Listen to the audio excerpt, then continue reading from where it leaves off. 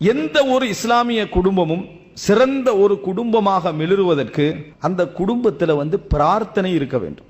துஆ உள்ள ஒரு குடும்பமாக இருக்க வேண்டும். எத்தனை பேருக்கு எங்கெல்லாம் ரப்பனா ஹப்லனா மின் அஸ்வாஜினா வ துர்ரியாத்தினா குர்ரத அயுனின் வஜஅல்னா லில் முத்தகீன இமாமா. எத்தனை பேருக்கு பாடம் விளங்கிட்டா?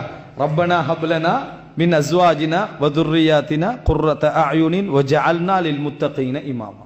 இந்த துஆ உங்கள்ட்ட எப்ப இருக்கணும்? திருமணம் முடிக்க முந்திருந்தே இந்த துஆ எங்கட லைஃப்ல இருக்கணும். யா அல்லாஹ் எனக்கு எங்கள் ரப்பனா ஹப்லனா மின் அஸ்வாஜினா எங்கள் அதாவது குடும்பத்தவர்களிலிருந்து பிள்ளைகளிலிருந்து பரம்பரையிலிருந்து குர்ரத அயுன் நல்ல கண் குளிர்ச்சியை எங்களுக்கு என்ன தருவாயாக. வஜஅல்னா லில் முத்தகீன இமாமா இறையச்சமுடையவர்களுக்கு எங்களை முதலானவர்களாக ஆக்கி வைப்பாயாக என்று நம்ம துஆ கேட்கணும். துஆ என்பது நம்ம இந்த குடும்பத்தை சீர் செய்வதற்காக இறைவனிடத்தில் கேட்கக்கூடிய ஒரு மிக முக்கியமான பகுதி. கணவன் அதை கேட்க, மனைவி அதை கேட்க, இப்படி தொடர்ச்சியான ஒரு வாழ்க்கை அந்த குடும்பத்தில் அந்த துஆ இருக்குமாக இருந்தால் ஒரு பெரிய வளர்ச்சியை காணலாம்.